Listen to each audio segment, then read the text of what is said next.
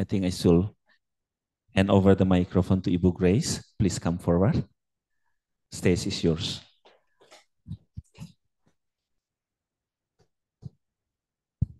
Terima kasih banyak. Oke. Jadi bisa sharing langsung dari sini toh? Maaf. Dulu saya guru bahasa Inggris, bukan guru teknologi. Jadi maaf kalau saya sedikit bingung. Jadi mungkin saya juga bisa. Oh, tapi sudah ganti ke linguistics toh. Jadi mungkin saya bisa kenalkan dulu kan, bisa menjelaskan sedikit dulu sambil kami ambil presentasi saya.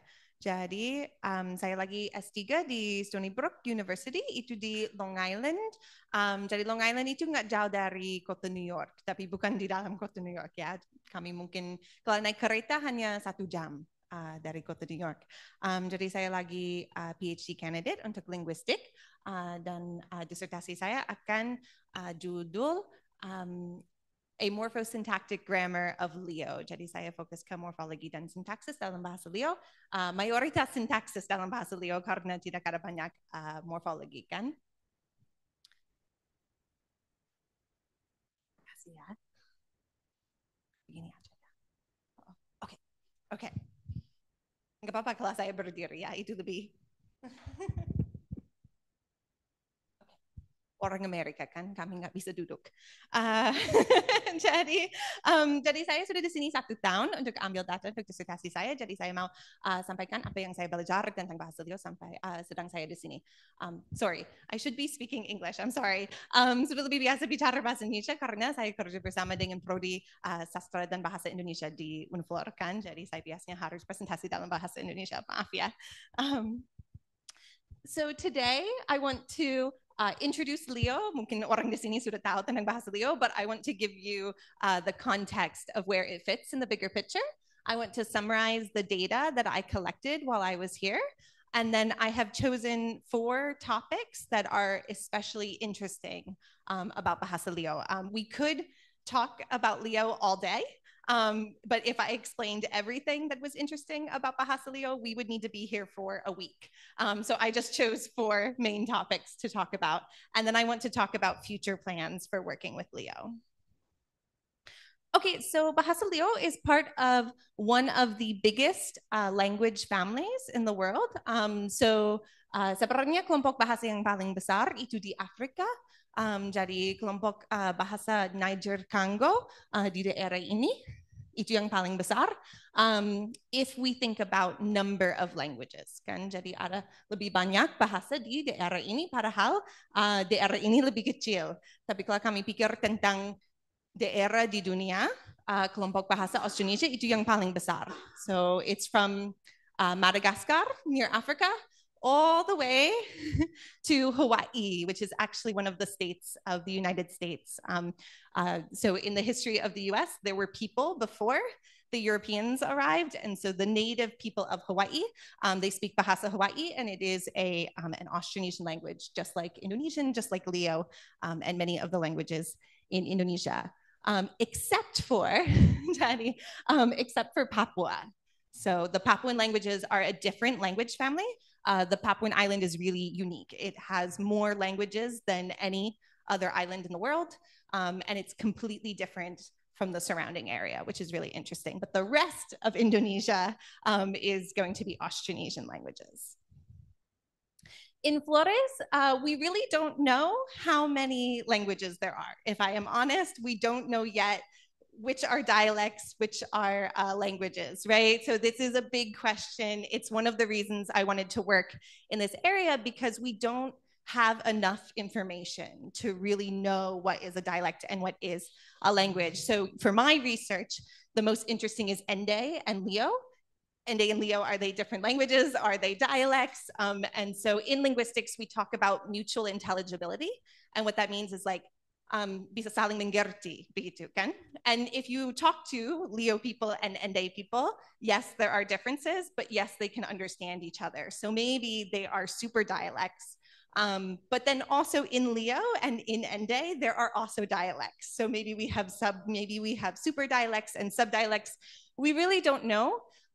We also, in linguistics, we talk about Central Flores languages as a dialect chain. Jadi kami bilang rantai bahasa. So that's from Ronga here, all the way up, all the way to Leo. So what that means is if somebody who is Leo talks to Ende, they can understand each other. Ende and Nagekeo, they can understand each other. All the da-da-da-da-da, begitu kan? But if you take someone who is Leo and you try to have them speak to somebody who is Ronga, now they can't understand each other. So what do we call a language and what do we call a dialect in this part of the world? It's a really interesting question, but it's a really hard one to answer. And then Palue, I don't know if anyone knows anyone from Palue, but this is part of the same subgroup. So, and they're very unique as well. So part of the same subgroup, but very different. So it's a pretty big, so Leo itself, right? So we're talking about just here. That's all I was focused on. And so it's an Austronesian language, part of the Central Eastern Malayo-Polynesian group.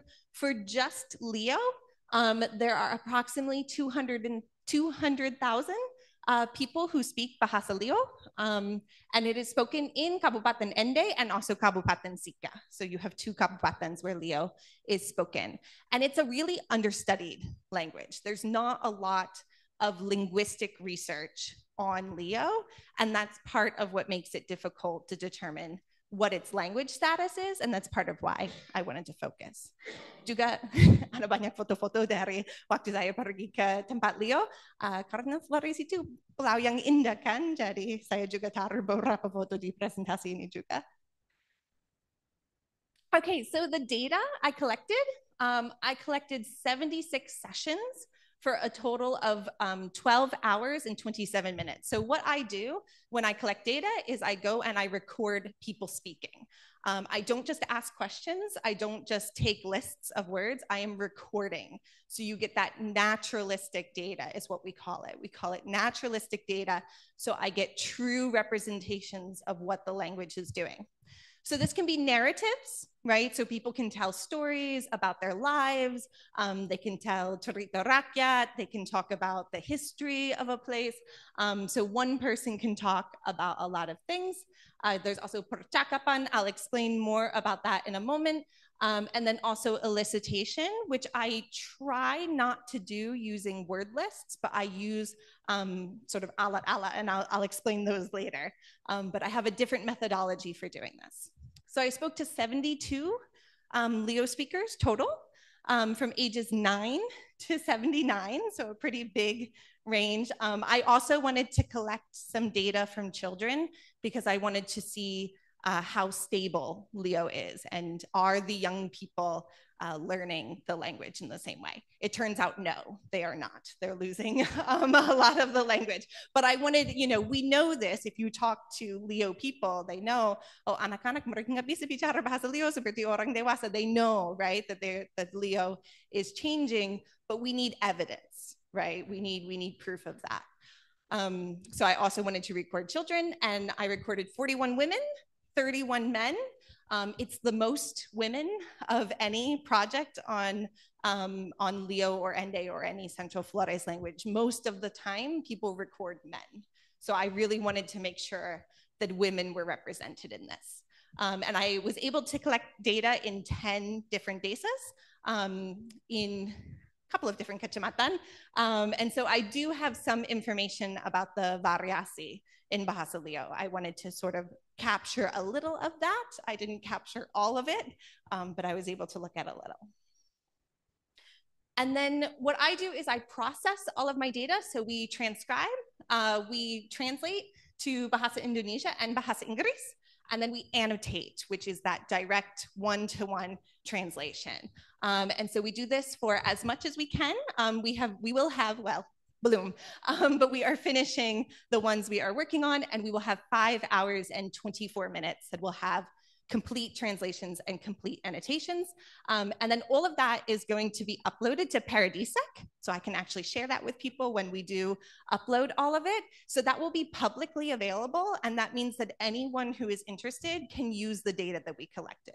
And it will have transcriptions, and it will have, and what is also important is they are what we call time-aligned transcriptions. So it's not just a transcription separate from the recording.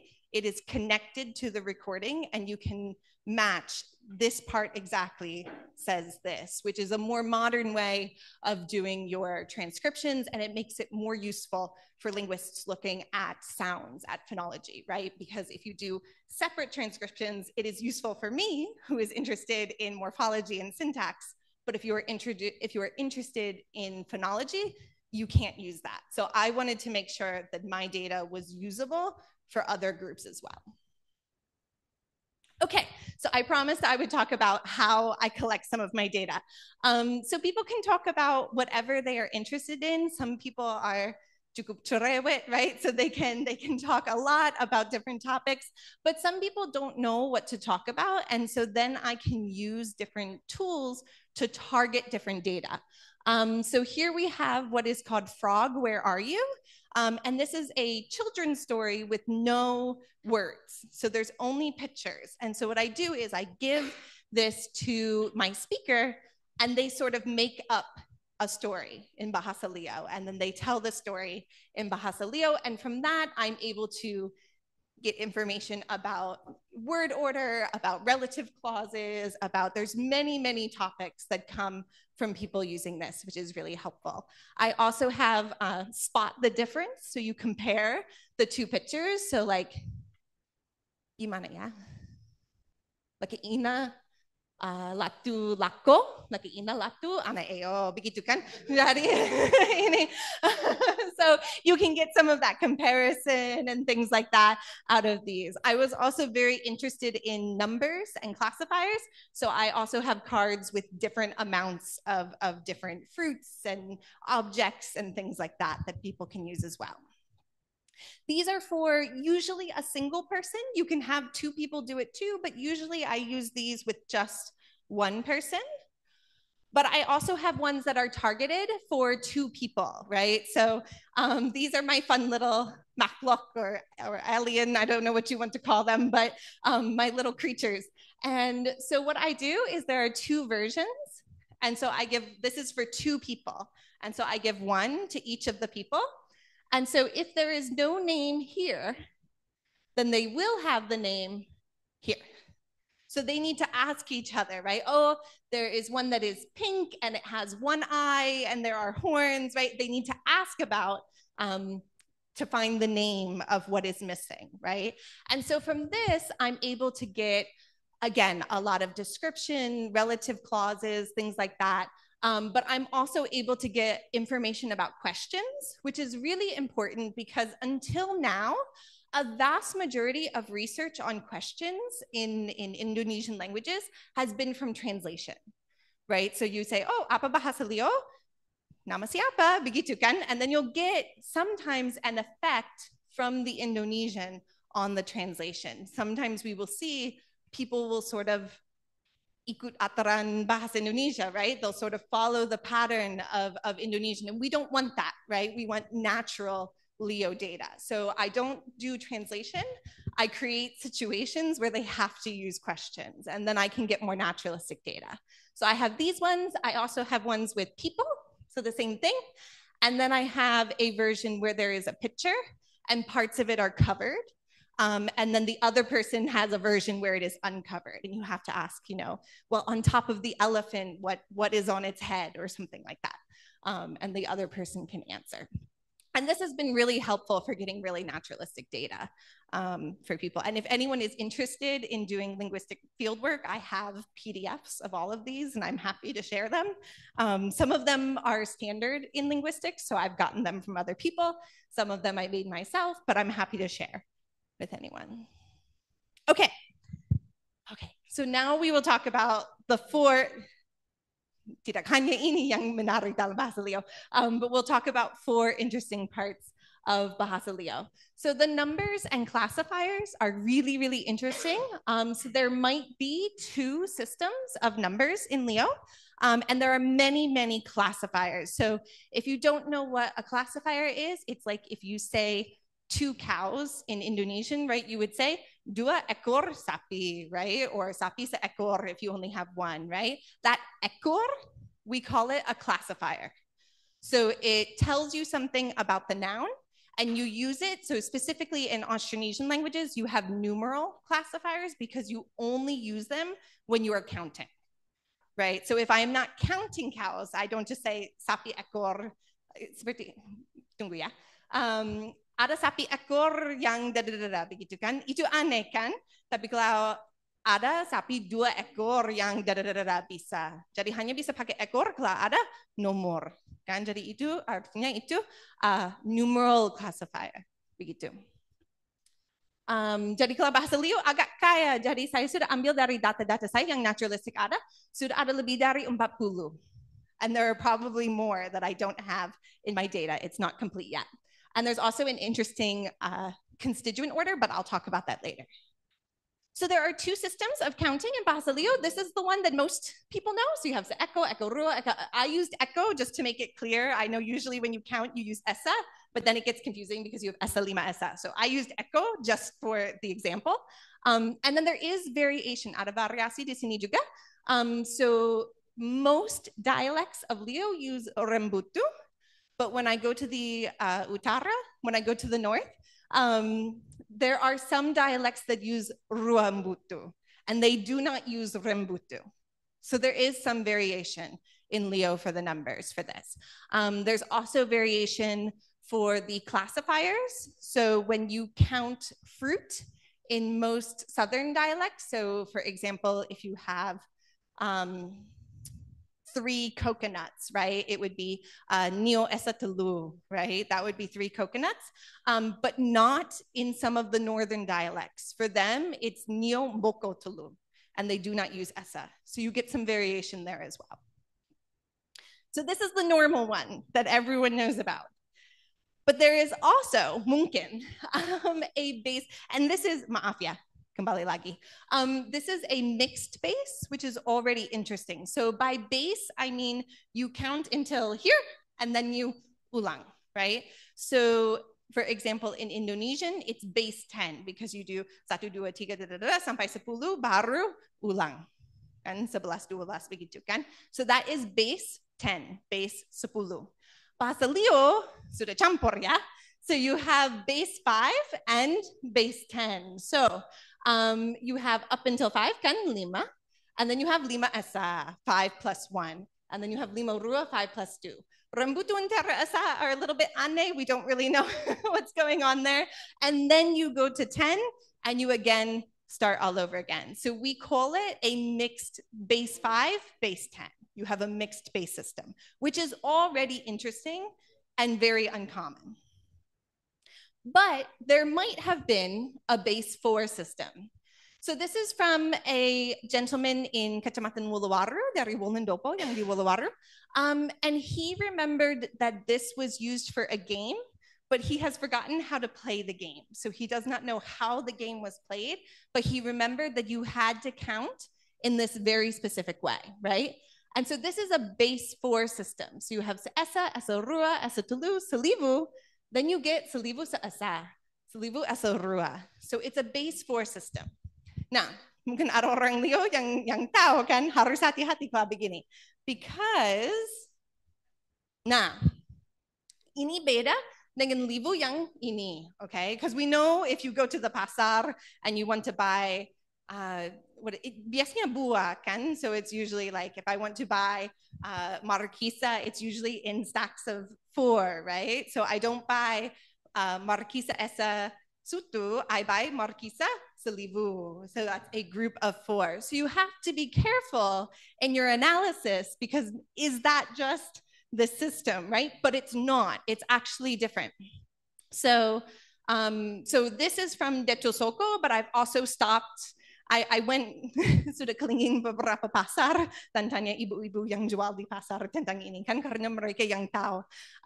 So if you wanted to buy 12 coconuts, kan, Neo livo tulu, right? So that is 12 coconuts, right? Or 3 groups of 4 coconuts. But you can't combine that, right? Because biasanya kalau mau hitung Neo, karena itu buah, biasanya kan pakai esa. Tapi nggak bisa campur, kan? Neo livo esa telu nggak bisa. Aneh itu.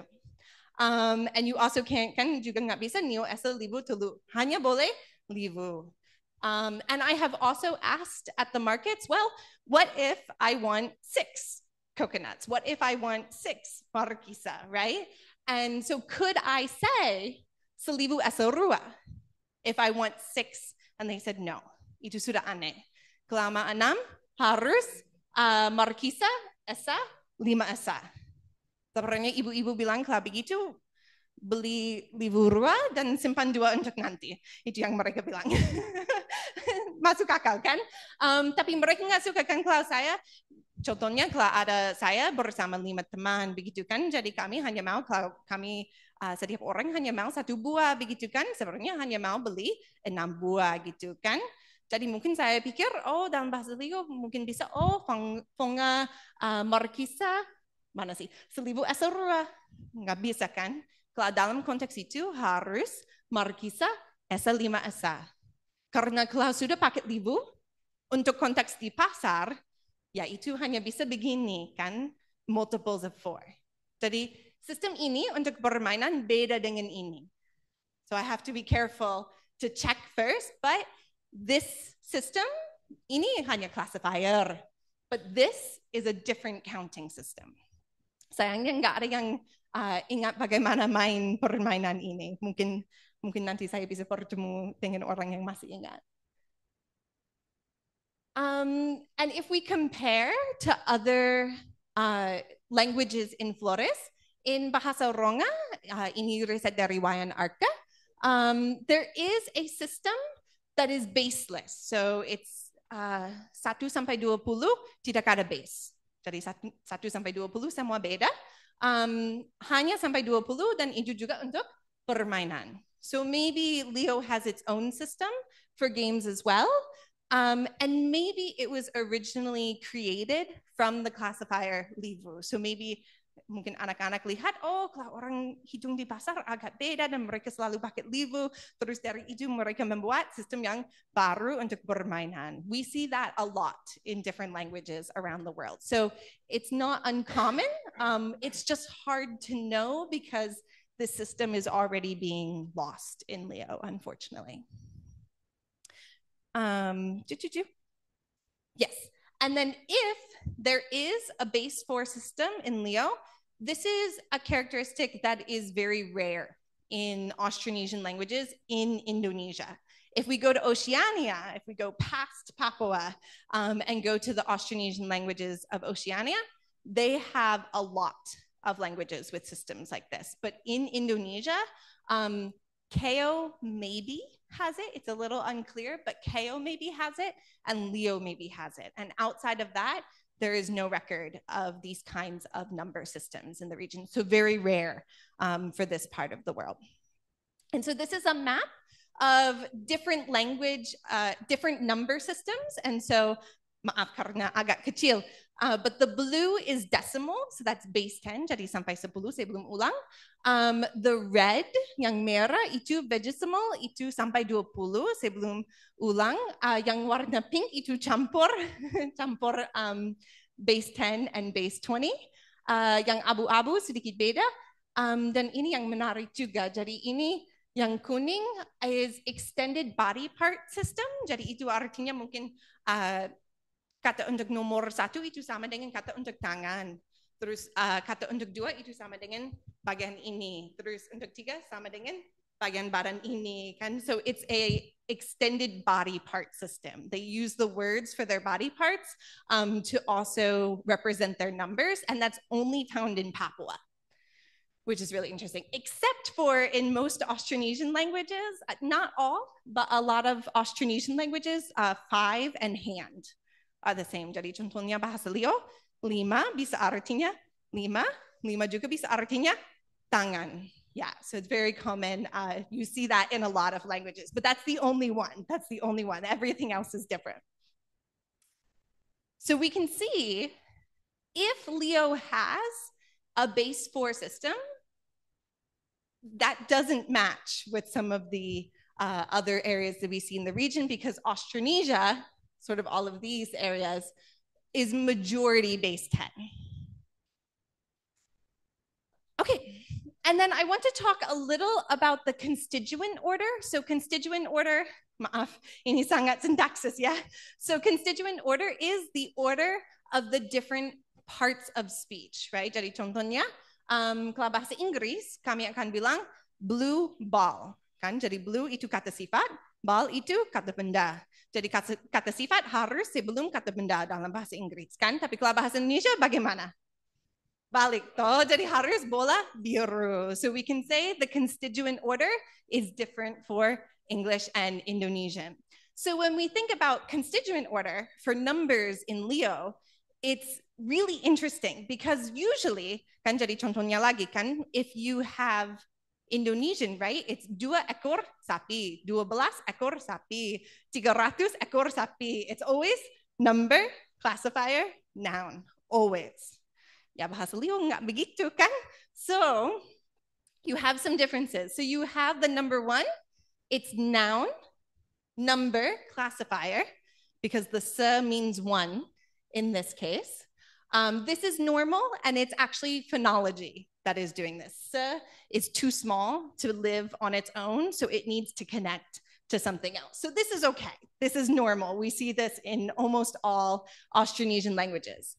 What is interesting is the difference between 2 through 10 and then numbers that are bigger than 10. So if you have, for example, 5 kerbau, water buffalo, 5 water buffalo, it would be kamba eko lima, right? So you have noun, classifier, numeral. But what if you have 25, maaf ya, ini saya harusnya 25, maaf ya. Saya orang bahasa, bukan orang matematika ya. So, but if you wanted to say 25 water buffalo, now you have kamba, mulurua, eko, lima. So now the classifier is in the middle. So what do we say about classifier? What do we say about constituent order in Bahasa Leo? There are many different ones in Bahasa Leo, and so it's not a clear order. Maybe we can analyze these as also classifiers, right? Maybe we say, oh, it's actually always noun, classifier, number. And if you have a bigger number, oh, itu sebenarnya classifier. You can analyze it that way, but you need evidence that people think differently about those numbers than the others. So without sort of cognitive evidence, you can't prove that. And so it becomes a really difficult puzzle. What is the constituent order? Okay. Okay. So now we will move to relative clauses in Bahasa Leo. So there might be multiple relativizers in Bahasa Leo. So this is a sentence from my fieldwork in 2019. Jadi kita tahu takamoke eolaka ejeneku kamadova. So we want to sell the arak, the alcohol that my uncle made. Eja sebenarnya tidak harus artinya om, tapi dalam konteks ini orang ini mau sebut om gitu. Jadi saya terjemahan ke om. So here we have 2 relativizers. Jadi relativizer itu kalau bahasa Indonesia itu yang, right? Kalau bahasa Inggris that, right? I know the man that, da da da da. Kalau bahasa Leo biasanya eo, right? It's usually eo, but you can also use leka, right? Nah, kali ini juga harus hati-hati karena leka ada banyak artinya dalam bahasa Leo kan. Leo can mean your locative seperti di dalam bahasa Indonesia. It can mean from, dari. It can mean to, kayak kainosi leka laka aku, tabi gitu. He said to me, right? And so laka can mean a lot of things in Leo. There's a lot of polysemia, a lot of polysemy in Bahasa Leo. So you need to be really careful that this does not mean from, right? Mungkin ini bisa artinya dari. Tapi pas saya tanya tentang ini, mereka bilang kalau dari tidak bisa sampai ke Madova. Jadi kalau kalimat seperti kita tahu tak kemuki, laka ejenaku, stop. Ya, itu bisa artinya from. But you can't mean from kalau ada ke Madova. So if you have the complete clause, then you cannot mean from. And in this context, it means young, which is really interesting because there are multiple relativizers. They have been observed in other languages, but only in other Germanic languages. So in Bahasa German, Bahasa Inggris, Bahasa Swiss, Bahasa Belanda, Bahasa, ada beberapa yang lain yang saya lupa, maaf ya. But there are many languages in the Germanic language family that have this pattern, but we have never seen it in an Austronesian language. And I have tried to look for other Central Flores languages. There is a really good grammar of Keo. There's a really good grammar of Ronga, and no one has observed this in other Central Flores languages. Maybe it exists and we just haven't seen it yet, but so far we have only seen this in Leo. Okay, this is a little fancy. You don't have to think too much about it, but I just want to demonstrate something really quick.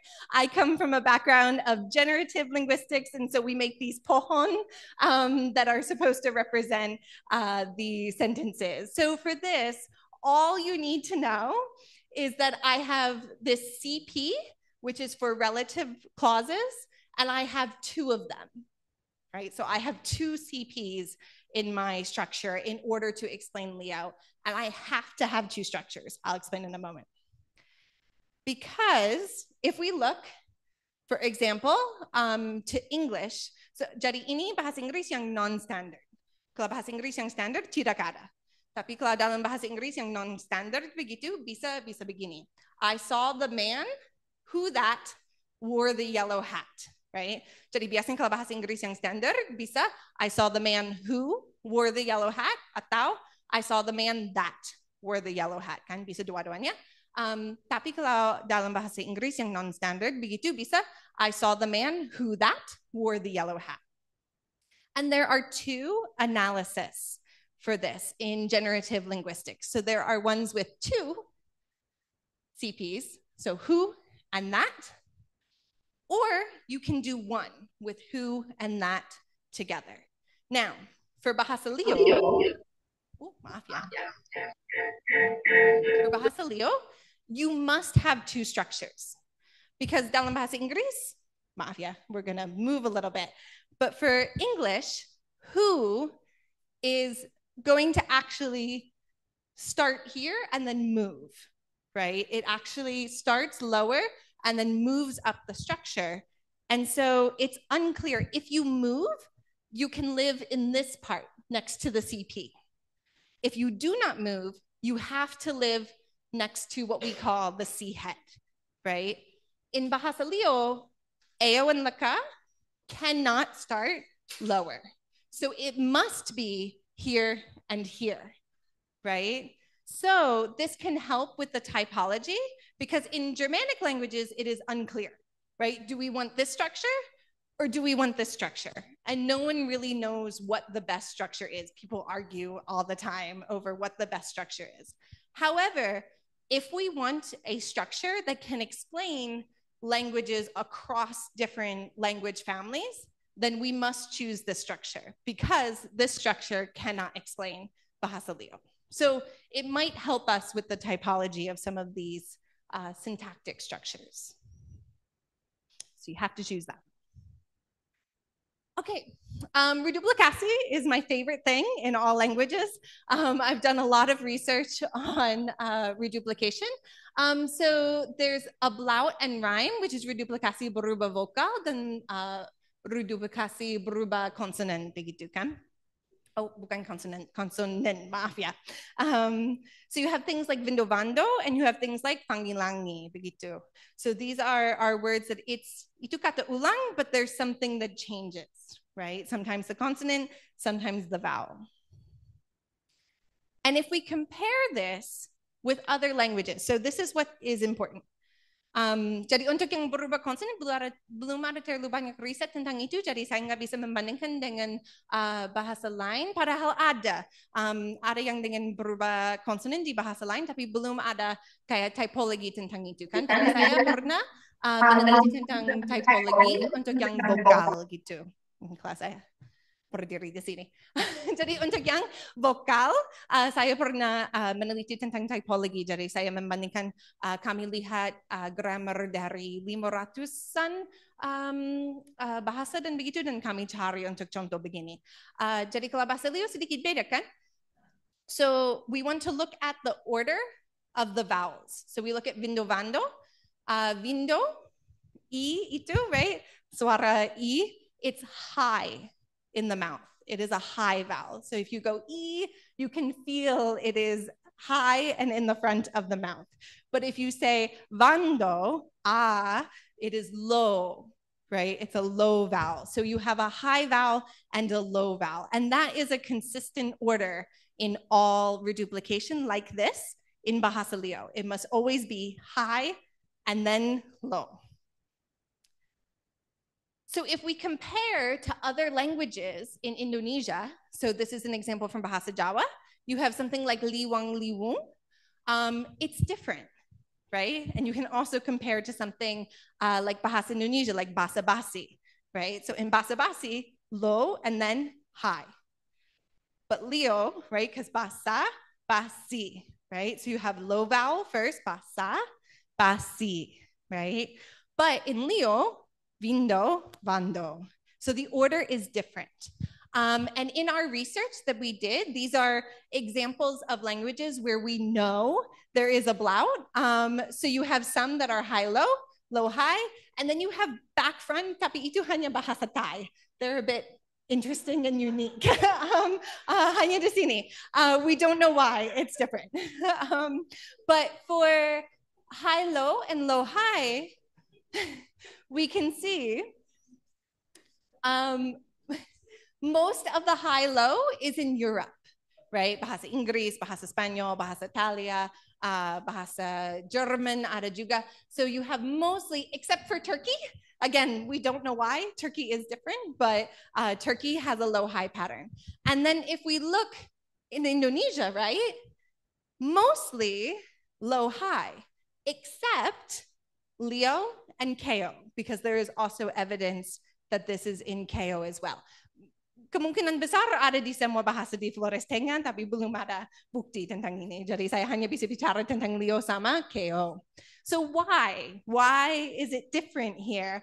Karena dulu ada teori bahwa ini tipologi keturunan. So there's two kinds of typology in linguistics. There's typology that's inherited dari keturunan. So that means one kelompok bahasa is going to have the same feature. But there's also typology yang dari daerah yang sama. So we call it areal typology. And that means in one area, you have similar features, even though the languages are different. You see that a lot in India. So in India, you have dua kelompok bahasa kan? Ada dua kelompok bahasa di India. Ada yang kelompok bahasa Indo-European, kan? Yang dari Eropa begitu. Juga ada di selatan, juga ada kelompok bahasa Dravidian.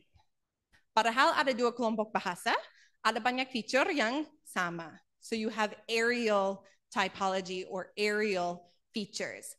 And so maybe, because if we look to Bahasa Bargam, and that is over here in Papua, so not related to Leo, right? Because kan in Papua itu kelompok bahasa yang beda, not related, we see that we have the same pattern. Unfortunately, there's not a lot of information about these patterns in Papuan languages, so we only have good data for Bahasa Bargam, but hopefully as we learn more about Papuan languages, we can compare.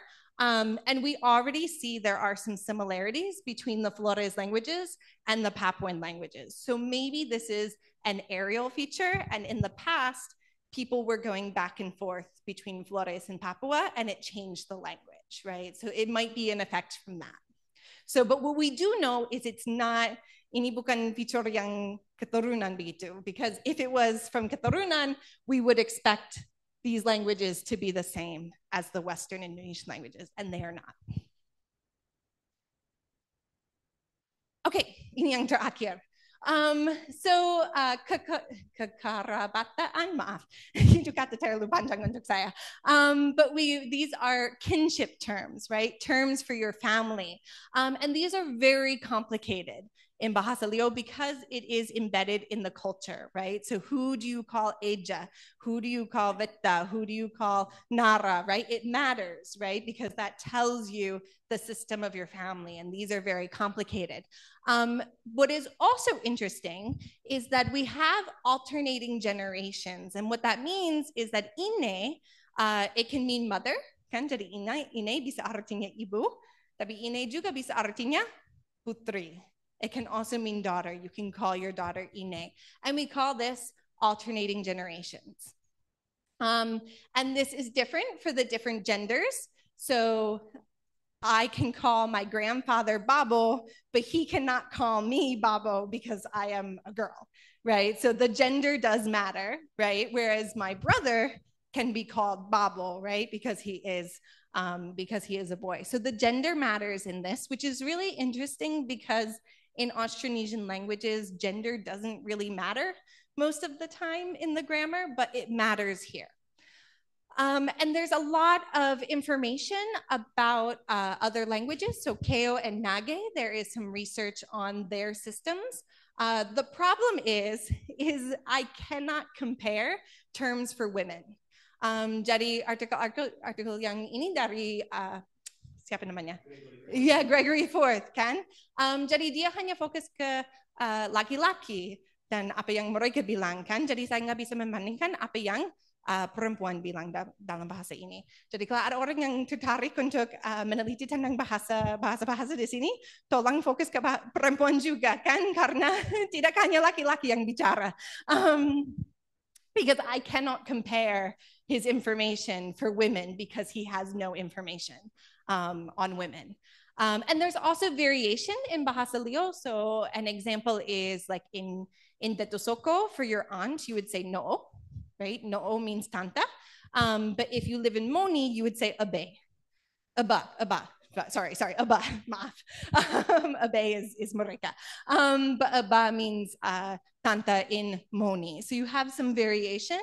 And you also have some variation to the alternating generations. Some dialects of Leo do not have the full alternating generations, or maybe they don't have it anymore. Maybe it is lost now, but not all the dialects have the full range.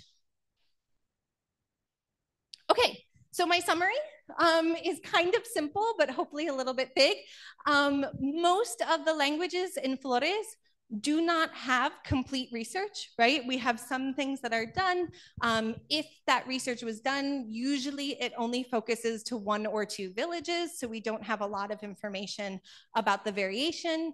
And there's a lot of features that are really interesting. So if we look at the Central Flores languages, there's a lot in common. Like if we look at Leo and Ende and Nagekeo, there are a lot of characteristics that are the same, but these are very unique if we compare them to languages that are nearby, right? If we just compare Flores Tenga with, say, Manggarai, it's already very different. If we compare Flores Tenga with Bahasa Sika, it's already very different, right? So these languages, there's a lot of reasons it might have happened, but these languages in Flores Tenga are very different from other languages in the region. And we need more information to really know how different they are and how we can compare them.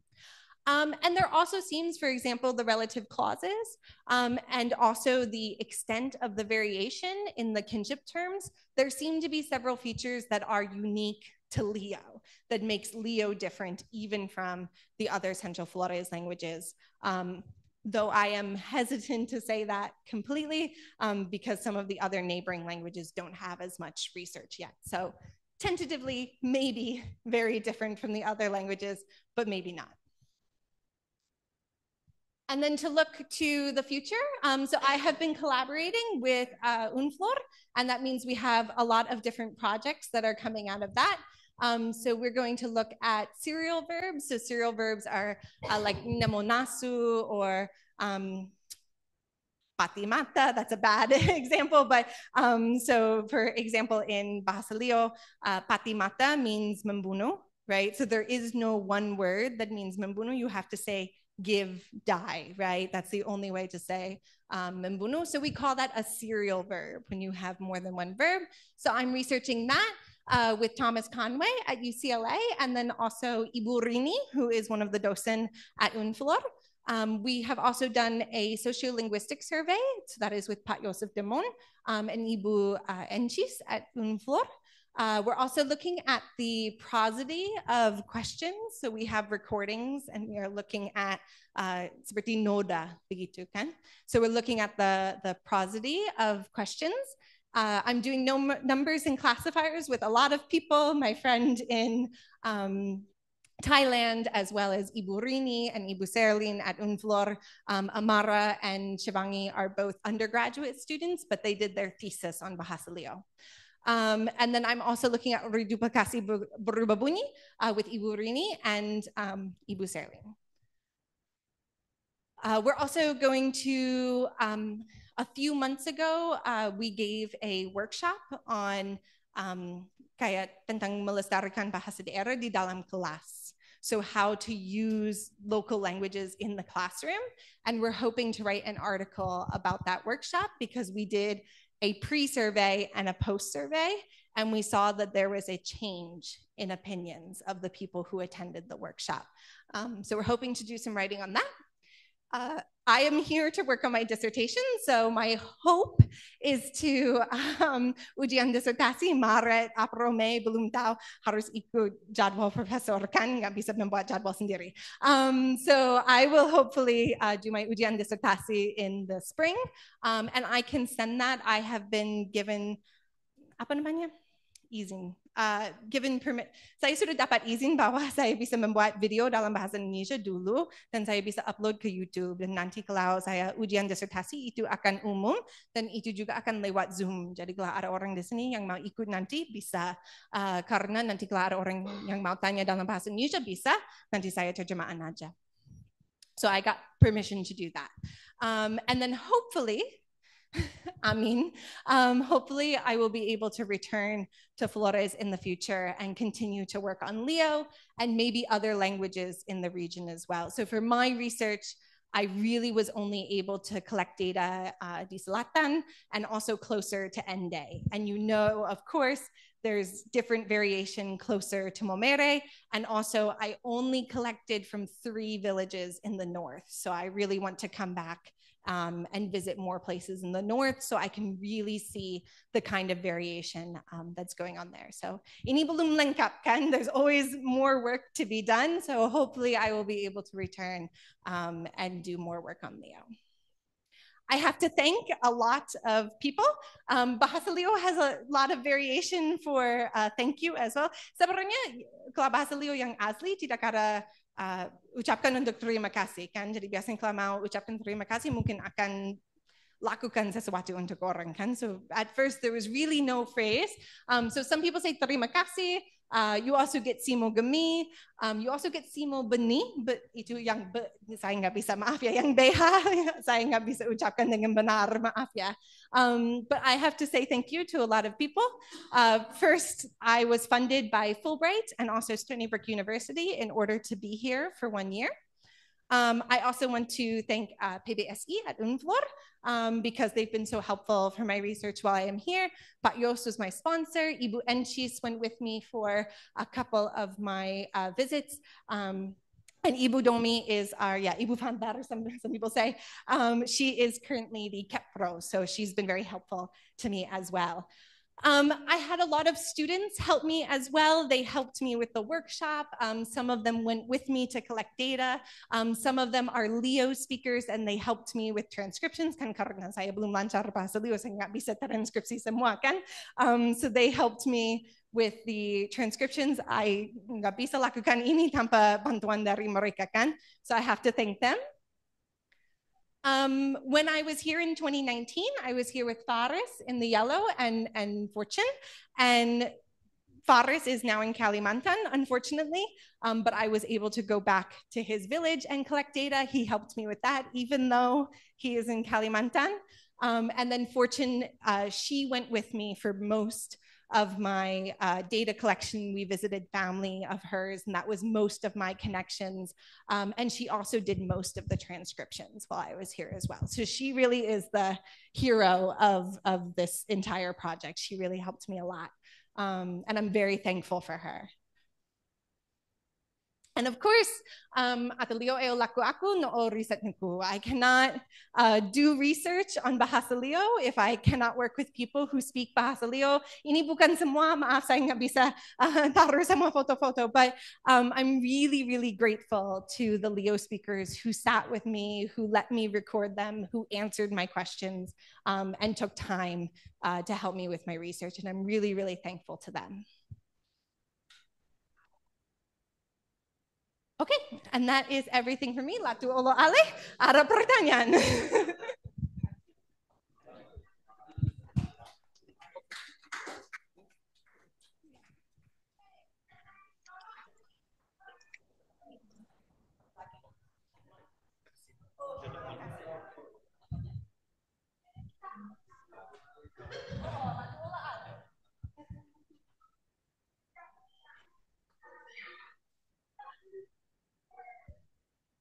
Okay, thank you. Terima kasih banyak. Wow, let's give big applause again. Well, it's been very amazing today. You live at the roof. Thank you. I myself, a Leonese, and I feel ashamed. Yes, I'm originally from the Tusoko, and I was working in Wolowaru, and a few of them I know in the pictures well, especially in Wolondopo because I was in Wolowaru. So, I mean, yeah, I'm Leonese, but I know very little about my language. So thank you very much, Ibu Grace. Thank you. Well,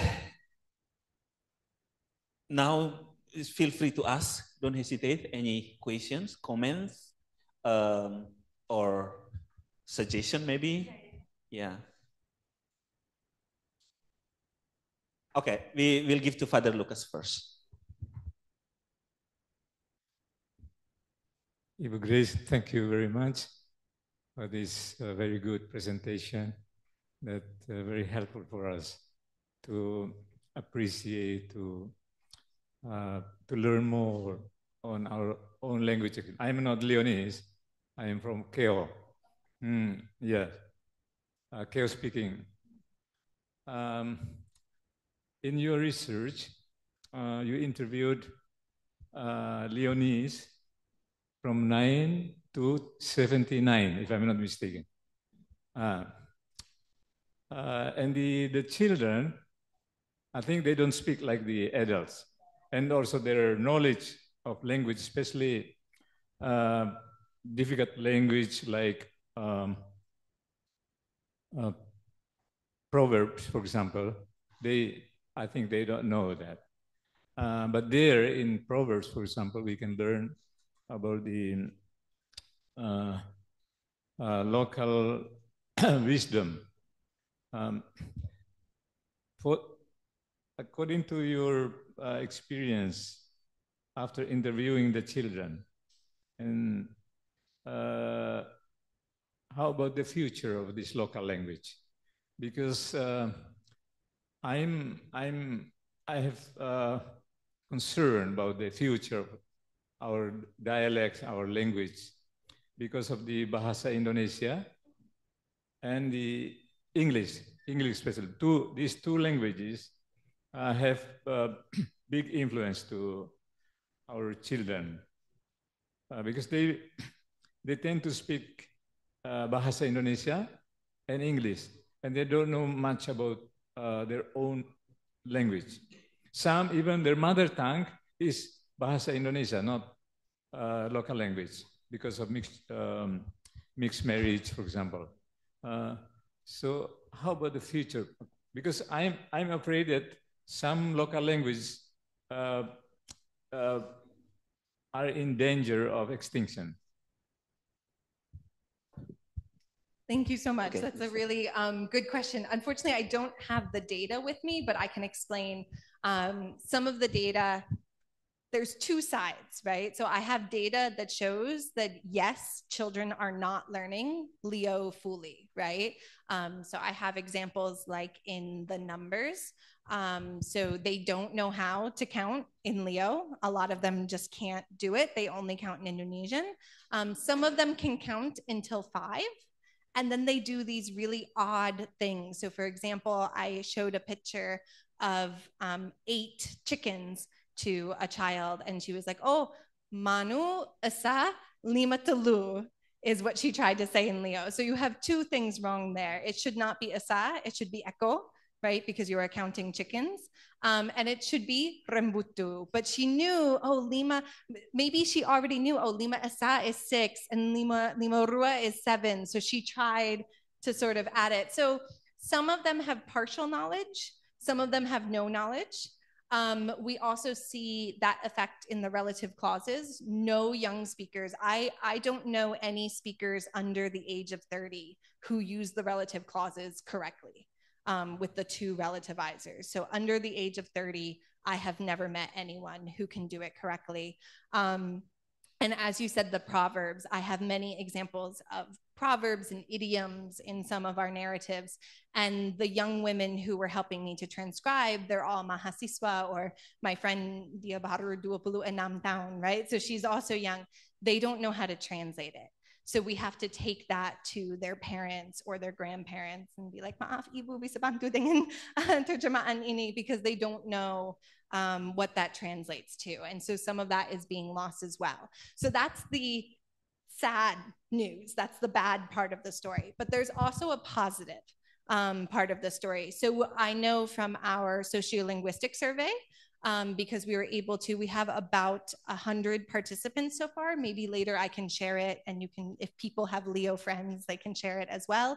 We're trying to get more participants, but from the sociolinguistic survey, what is good is that Leo speakers care about their language. They want the language to continue.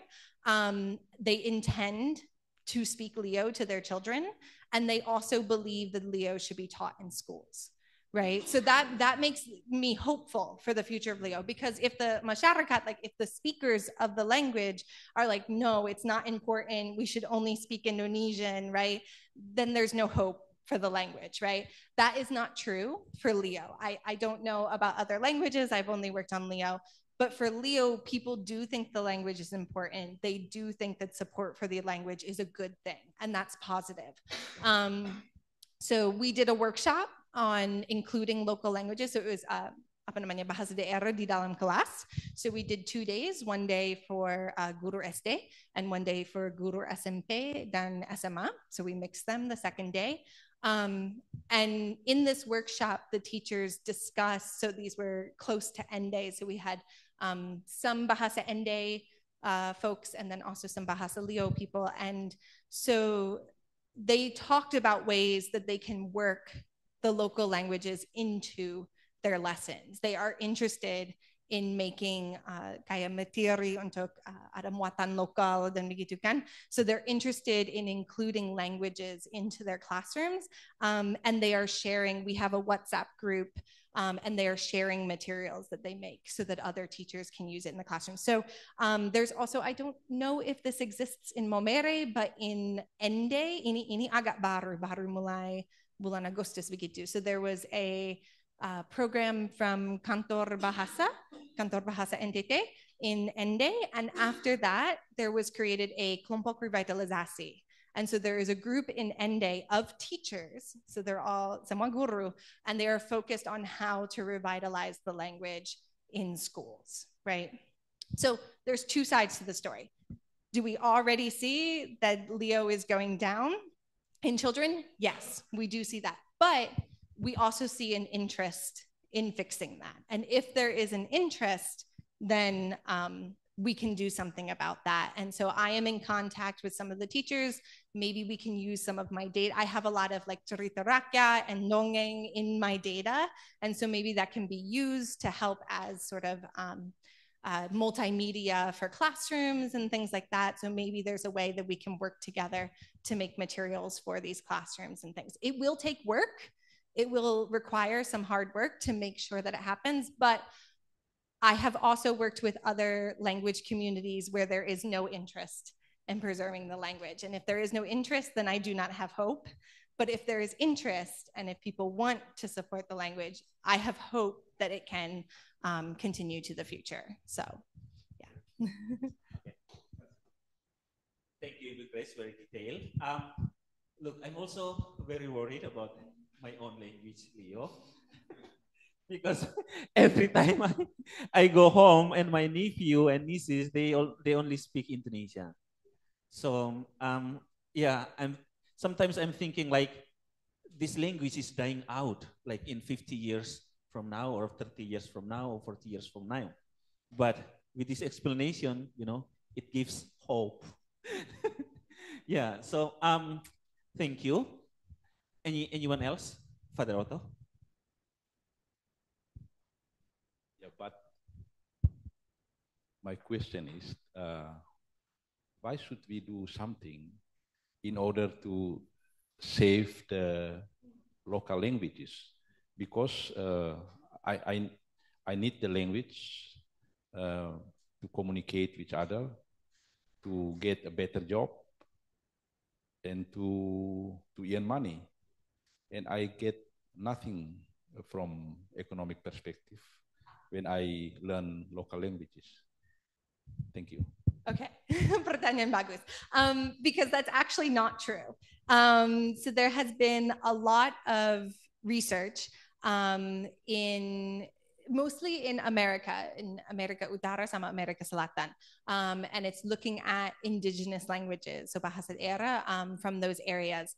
And actually, we see really positive effects when people are able to maintain their local language. So we see, you know, obviously you see effects in, okay, we are preserving the culture and that's important, blah, blah, blah, but not blah, blah, blah. It is important, but we see effects outside of that. So for example, health, right? So in indigenous peoples of North America, so in America and Canada, when they did not have access to their native languages, their health went down.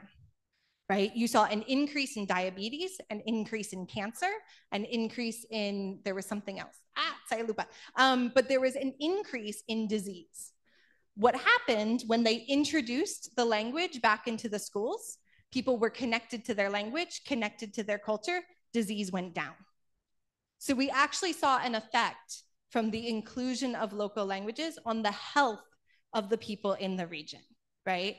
Healthy people have better economic prospects than people who are unhealthy, right? So there can be, most of the research has focused on health, just directly the research to health.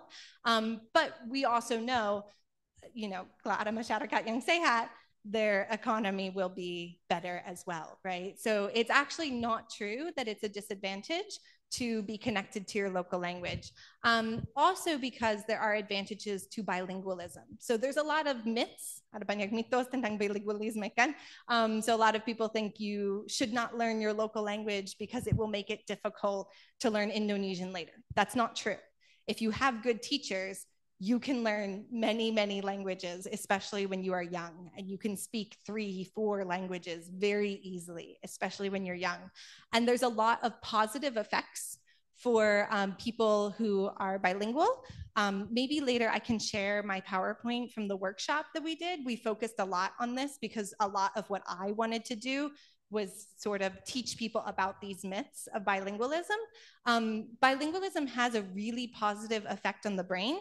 You can make decisions faster, you have better memory, you are able to make connections between things better. So there's a lot of positive effects for other cognitive traits, other parts of thinking also improve when you speak more than one language.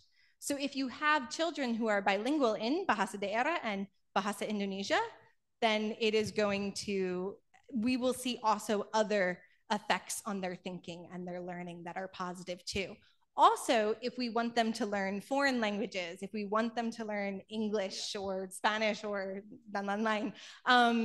if you are already bilingual when you are young, it is easier to learn other languages than if you only. So if they only learn Indonesian and then later are trying to learn English or some other language, it will be more difficult than if they are bilingual in the Bahasa Daerah and Bahasa Indonesia and then learn. So actually, all of the research shows that there are no negative effects to speaking multiple languages, and there are no negative effects to speaking your local cultural language, your indigenous, what we call Bahasa Daerah here, right? So there's no disadvantages. There were a lot of people that said that at first, but then when people actually did the research, it showed no disadvantages, only advantages. So I would say, I think what is important is that we talk to teachers about this, we talk to parents about this, right? Because I think people are worried, right? And it's not, I don't want to blame parents. They want a good future for their children, right? So if they're worried about teaching Bahasa Daerah, it's usually because they're worried about the future of their children. And that means they're good parents. But it's really because they don't understand yet that, in fact, it's not a disadvantage. So I think it's really important to talk to teachers and for teachers to talk to parents, right? So that we can learn together about these advantages. Yeah. Okay, thank you. Sorry. Well, I mean, local language is also our identity and also history. We can only learn indigenous knowledge, what happened in the past, through local language. We cannot learn about Rio through Indonesian language. We go through local language. I just follow with this question. Is it possible in the future? I'm wondering about the regulation law from the government that like local languages, whatever, can be as a medium instruction in the class. Let's say from grade 1 to grade 3 or from kindergarten. I'm not sure. Yeah. Or do you have any countries that already? Yeah, that happens a lot in America Selatan. So you have a lot of that in Brazil. So you have mixed Portuguese and the local languages. So a lot of that happens in Brazil, other Spanish-speaking countries as well. Navajo, which is a Bahasa Daerah yang asli Amerika, they have a program where they use both Navajo and English in the schools. There is actually a program in Manasi, in Nage. I don't know if anyone has heard of Inovasi NTT, but there is a program in Dua atau Tiga Desa di sana. I forget, maaf ya.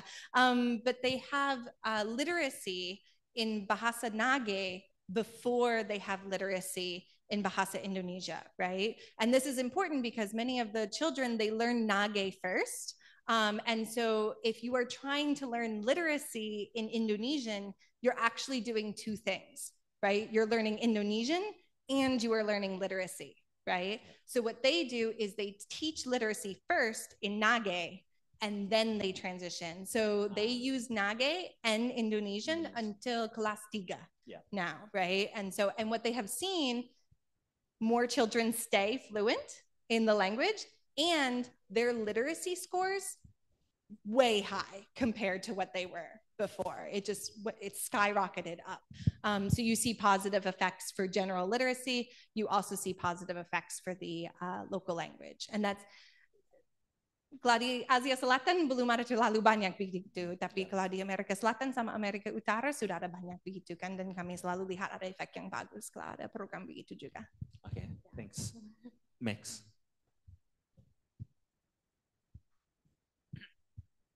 Thank you. My impression for your presentation is you can speak instantly and clearly on Bahasa and Leo. So my question is, how long have you been studying these two languages? And then, which one is the first? You study Indonesian and Leo first, or while you are conducting your research, you learn the language, local language. And the second, about the research methodology. Uh, because there are so many research methodology in conducting the research in linguistic like that. Can you share or explain more about it? Thank you. So about learning the languages, I learned Indonesian first. I didn't really study it formally, so that's why I still make some mistakes. I was an English teacher for 3 years in Malang and Gorontalo. So while I was teaching English, I was also learning Indonesian from my students and the teachers and from people in the area. So that's how I learned Indonesian first. Before I started studying Leo. And then with Leo, of course, I usually use Indonesian when I am in the villages because masih lebih fasih bahasa Indonesia daripada bahasa Leo. So I usually use Indonesian to ask questions, except when my speaker does not speak Indonesian. So some of the older speakers, they can understand it sort of, but they're more fluent in Bahasa Leo, and then I will use Bahasa Leo. Mungkin ada yang salah, tapi mereka masih bisa mengerti kan. So I'll use Bahasa Leo if I need to, and I just learned it by researching the language. So I listen and I record and I ask questions, and then I'm able to learn. So la ele sabe, right? I don't know everything about Leo, but I can understand and I can speak a little just from researching it. The second question on methodology, my methodology is a little different than some of the more traditional methodologies. A lot of the traditional methodology is translation, and I really try not to translate because we know that there are what we call translation effects, right? So Bahasa Indonesia and Bahasa Leo, itu satu kelompok bahasa, right? So there's a lot that is in common. And so we see effects if I ask people to translate Indonesian to Leo, they sometimes follow the Indonesian patterns. And the Indonesian patterns are not always the same as Bahasa Leo. So I try not to just interview and ask questions. What I do instead is I set up scenarios where I'm like, okay, pretend that you blah, blah, blah, blah, blah, right? You are going to the market and you are looking to buy da, da, da, right? So I create scenarios or I ask people to have conversations with each other to create what we call naturalistic language. So you're getting truly natural Leo in context. And that means that the analysis I'm doing is more accurate. So because sometimes I read things about other Central Flores languages and I look at them and there's a lot of Indonesian mixed in and the structure is very, and it makes me question, is that truly the language or are we seeing some translation effects? So in order to avoid that, I was using a different methodology where I was really trying to get naturalistic data. It's harder.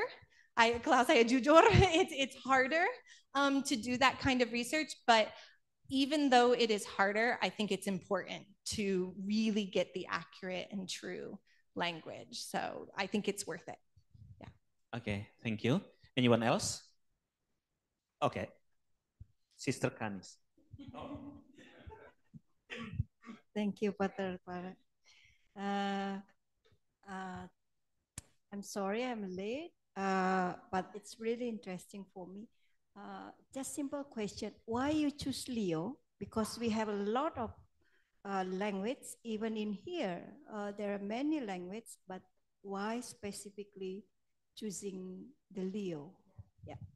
Great question. So, okay, I will try to make this short, but originally I became interested in Bahasa Daerah when I was living in Gorontalo, because in Gorontalo, most of the young people do not speak any Bahasa Gorontalo. They all only speak Bahasa Indonesia. And I was talking to my students and they were all disappointed that their parents did not teach them the language and they wished that they could talk to their grandparents and things like that.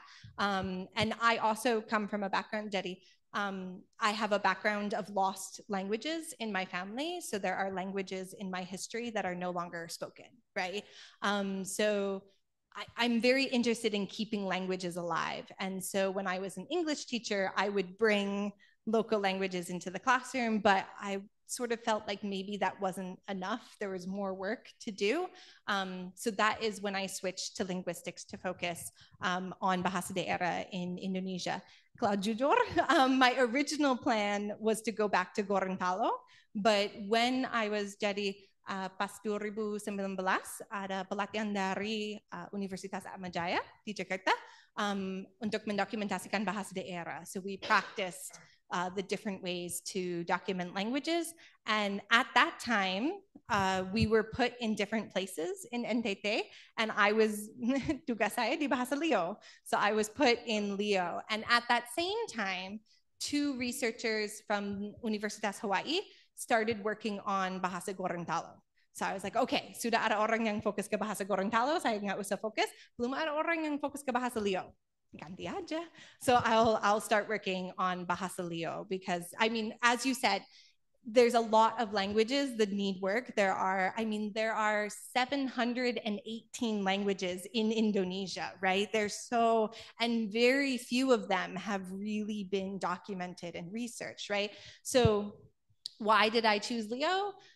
Sort of by chance, really. I had connections in Wolandopo. I was in Wolandopo for a month in 2019, and the community members were interested in me coming back. And so I said, okay, if you're interested, I'm interested, let's go. I will focus on Leo for my dissertation. So that's how I came back here. Well, she mentioned about Wolandopo. It's nowhere to find in Wolowaru. It's very remote up in the mountain in Wolowaru. But it's my let's see, it's like my hometown in Yes, Leoland. that's why very interesting. Thank you very much. Yeah, they still make fun of, in Ende, most of them are the K dialects, so yes. Atakaki, Kolo, yes. But I still say Atahaki, then yes. Holo, because I learned in Wolandopo. So yeah. Lise dialect. Father Amandus.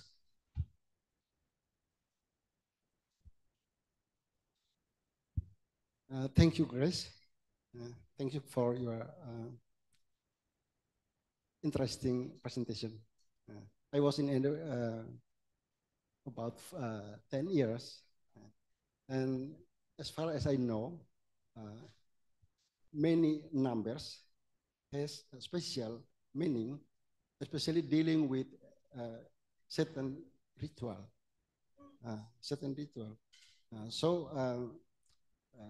You say that there are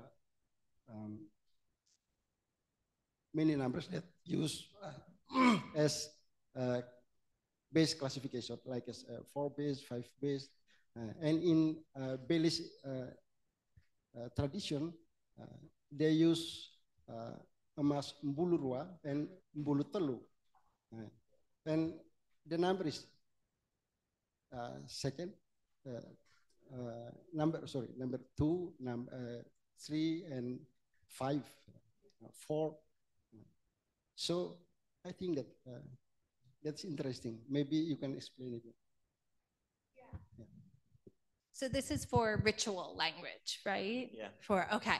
And so for me, I am focused kind of more on the everyday Leo because that has not been documented yet, right? Ritual language in Leo has, I'm talking to people from Ledalero. There's a lot of writing in the library about ritual language in Bahasa Leo and Bahasa Ende and many of the languages here. And so you see some parallels between the ritual language and the everyday language, but there's also differences. So I am working with Ibu Rini, who did her thesis on idioms and proverbs in Leo. That was her thesis S2. And so I'm working with her because in ritual speech, we see a lot of parallelism, right? So using words that have similar meanings in different places in the proverb, those same words often become serial verbs in day-to-day speech. So people have worked on ritual speech. Now I am working on sort of the everyday speech. So Ibu Rini and I are trying to collaborate to sort of compare what is the relationship between that ritual speech. And so I can't speak a lot about it because we are just starting this research. I've read a lot about ritual speech. I have not recorded a lot of ritual speech. I've recorded mostly sort of everyday speech, but there is records and writing about ritual speech. And so the next step is to compare the differences between the two. Yep. Maybe perhaps I would like to add more. I also notice in my language, there's also not only 4 base, but also 2 base, I think. Especially when it comes to size the weight. For example, the weight of the pig. Yeah. In Leo, we always say, Wawi Beirua, which means 2 people carry. Wawi Beisutu, which means 4 people carry. Yeah. So, yeah. Yes. That's a big pig. And it also used in everyday conversation. Yeah. And that is interesting. So I am a syntactician, so Yeah. I focus on syntaxis. We would call that a classifier. Okay. So we would call it a classifier, and there's many classifiers in Leo that are for a certain number of something. So you have the livu, you have apa namanya, ulu, right? Ulu is Yes. 40, right? And then you also have the weight of animals and things. So they're sort of based on numbers, but structurally they're a classifier and not a number. So which is really interesting. Yeah. Okay, Jensen. Okay, thank you. I am a Leonese, and yeah, I am from I am from Dori. Yeah, but I live in Ende. Yeah. One of the unique characteristics of Bahasa Leo is there is no consonant at the end of the word. Maybe all words. Yeah. I just want to know, is it really special in Leo, or there is also another language have the same thing, and how can we explain it in the linguistic knowledge? Thank you. That's a good question. So I'm going to take your question and go a bit further. So many languages have what we call CV structure, so consonant vowel. So that's very common, especially in Austronesian languages. If you do have a consonant at the end, it's usually very restricted. So only certain consonants. So for example, in Indonesian, you can have an R or an N or something, but you can have it like in Catat, right? You can have, but you really don't have too many Ds. You don't have too many. There are certain consonants that you still don't want to have, even in Indonesian, which does allow a few. What is interesting about Leo, because there's 2 different strategies that languages use. And what's interesting about Leo is it does not allow consonants at the end. It also does not allow 2 consonants together, right? So for example, in like terima kasih, right? That TR, right? That's not asli, right? Like asli bahasa Leo tidak ada begitu kan? There's only 1 consonant, right? Also, in Bahasa Leo, setiap kata biasanya hanya 2 suku kata, right? So you get things like nasu or apa ya? Now I can't, muku or sapi, kamba. They're all 2 syllables, right? Semua 2 suku kata. What is interesting is if you borrow from another language, what do you do, right? So for example, in terima kasih, terima, right? So here you have no what we call clusters, so no consonants together, terima. They're only 1 consonant. So that is good for Leo, but Leo also does not like 3 syllables, right? Terima. Okay, now I have a problem, right? Because I am Bahasa Leo and I only want 2, right? So what do I do, right? What is interesting about Bahasa Leo is when you say terima kasih in Bahasa Leo, you say terima. So, okay, I fixed 1 problem, right? Now I have 2 suku kata. That's good. But now I have ter. Why, right? Yeah. Why are you doing that? And there are other languages who are similar to Leo who do the opposite. So there are languages that also do not want 2 consonants together, also do not want more than 2 syllables, but for them, they would keep terima. Because for that language, it is more important to not have consonants together. And it is okay to have 3 syllables. But for Leo, it's more important to have 2 syllables than it is to not have consonants together.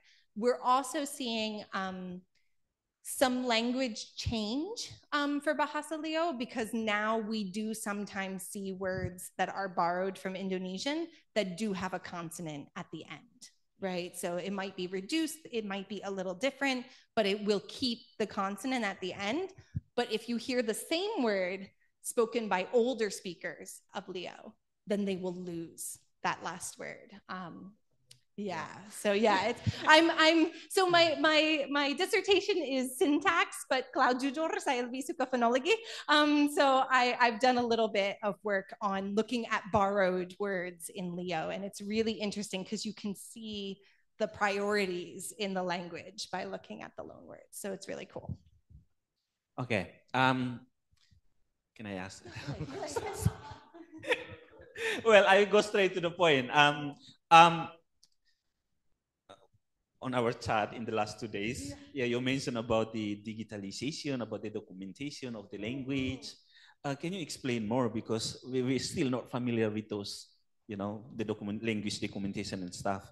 We have language center here in Ledalero. This is the head of the language center, Miss Hermina. And we also have museum, and we also have library. And in the past, we always try to remember, those all good days with our missionaries in the past.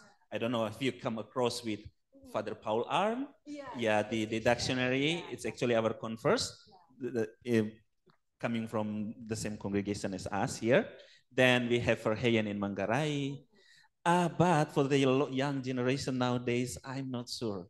We are busy catching up with meetings and stuff, but not doing research. So, would you like to explain more about the digitalization of language or documentation?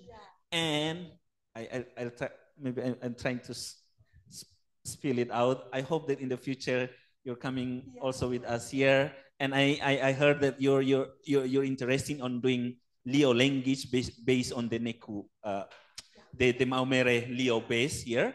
So can you explain more about your plan and also the documentation of language?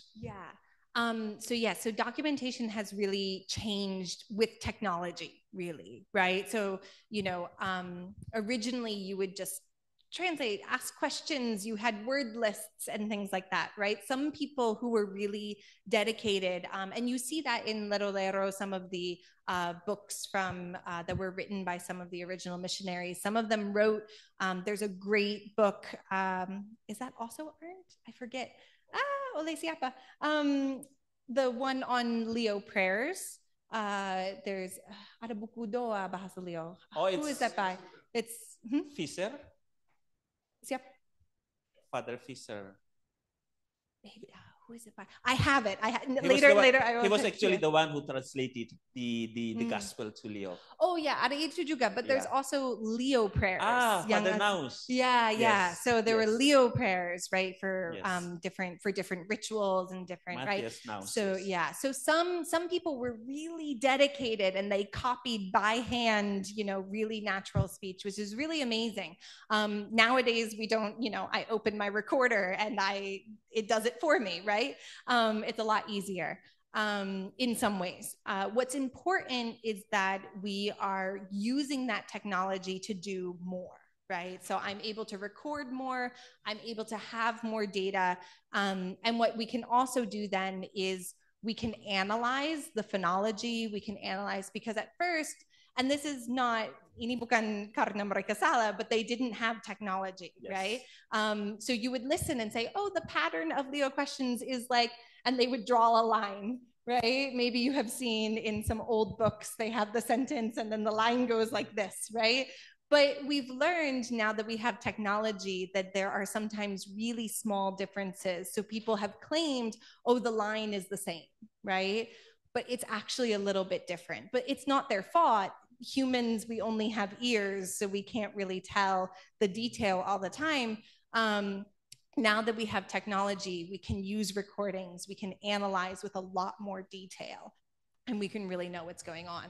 So what's important is to use that technology. And it doesn't have to be fancy, right? So I have recorders, but they're very simple recorders. Some people just use their hape. You can just record on your phone and you can actually get some really good analysis for a lot of things. The phones today are much better than the phones, you know, they keep improving, right? And so you can actually use your cell phone to get really good linguistic data now. So the documentation, so I did some training at UNFLOR. So I taught the mahasiswa how to record some methodologies for language documentation, and I taught them how to use Flex and Elan, which are two applications that we use for transcription and translation. And it also builds a dictionary for you, which is really nice. It builds a dictionary automatically. And so I taught them how to use that. So if they're interested, they can use it in their research. So hopefully, hopefully I would be able to offer that to people at Ledalero if people are interested. It's my hope to keep coming back to Flores so that I can teach this to more people, so that more people can document on their own, right? Because unfortunately, a lot of this very technical documentation with using new technologies, unfortunately, a lot is being done by outsiders like me, right? But not by local people. So when I was at UNFLOR, I was trying to do some training so that the people there can try to do the research themselves. And I'm hoping to keep coming back so that kan karena bahasa dari Flores kan lebih baiklah orang Flores yang meneliti kan. So I'm hoping that more of that research will come from the people of Flores going forward. Yeah. Why do you need Maumere base, Leo? Because it's different. Okay. Saya tertarik dengan variasi dalam bahasa Leo kan. And so you see there's a lot of variation. You move one desa and it's already different. But because this Leo is on the border with Sika, I have not recorded it, so I can't talk about it in my research, but I have heard people speak and you can hear there are effects from Sika on the Leo that is on the border. So, but no one has recorded that yet. So hopefully we can expand. Okay, well, it's about 6 now. Okay, well, thank you very much, Ibu Grace. It's been very wonderful afternoon until evening now, 6. So thank you so much. Let's give big applause. We're really looking forward to hearing from you in the future and also our collaboration. Yeah, finger crossed. Yes.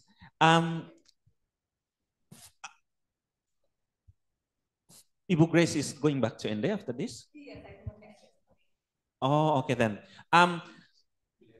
Yeah, for your information, so we will have a quick dinner or a long dinner, whatever you call it, with Ibu Grace after this.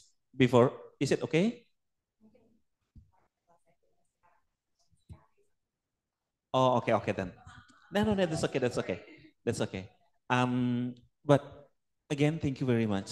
Thank you very much. I think that's all we can say for today. Is there anyone announcement or no more? Again, give big applause to Ibu Grace. And if it's possible, if we can get some of your presentation, the file that or other that one that you mentioned before that you can share to us, yeah, it will be very, very helpful for us too. Okay, thank you. Thank you. We finish with the prayer.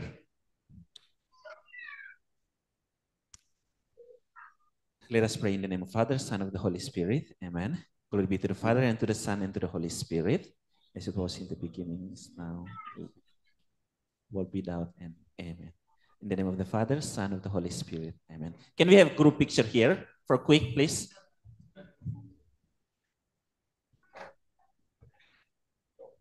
you very much. Very nice. Oh, yes, yeah.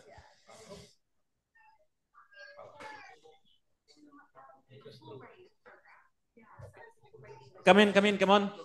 Let's move. Yes.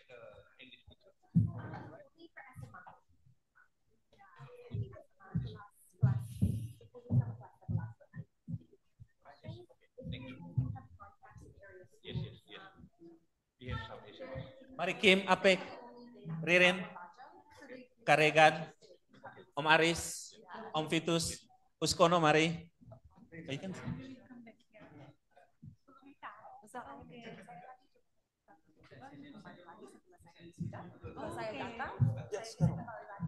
Om Fatu.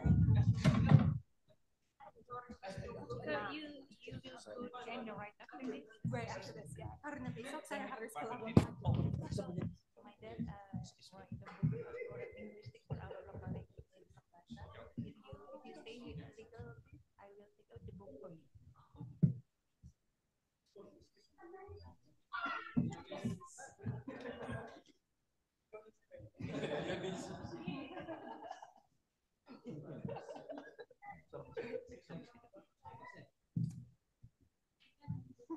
Om Vitus di belakang. Di tengah sini.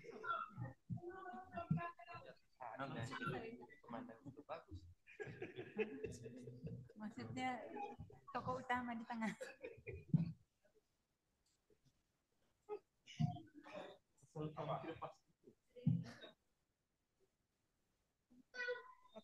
Semua di sini. Itu yang pixel. So it's a good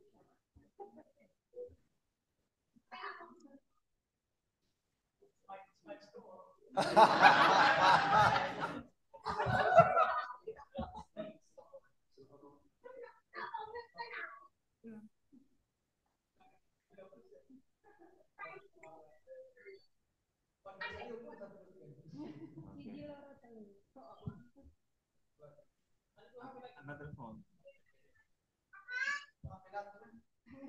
Oh yeah, iPhone.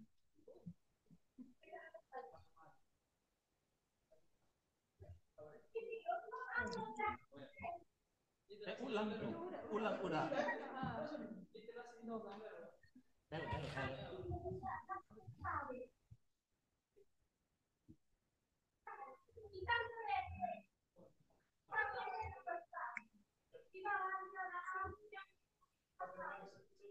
Menyala kakak. Oke.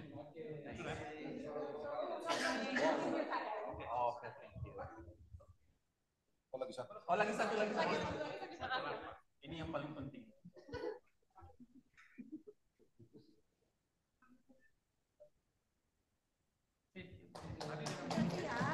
banyak ya. Oh, makasih.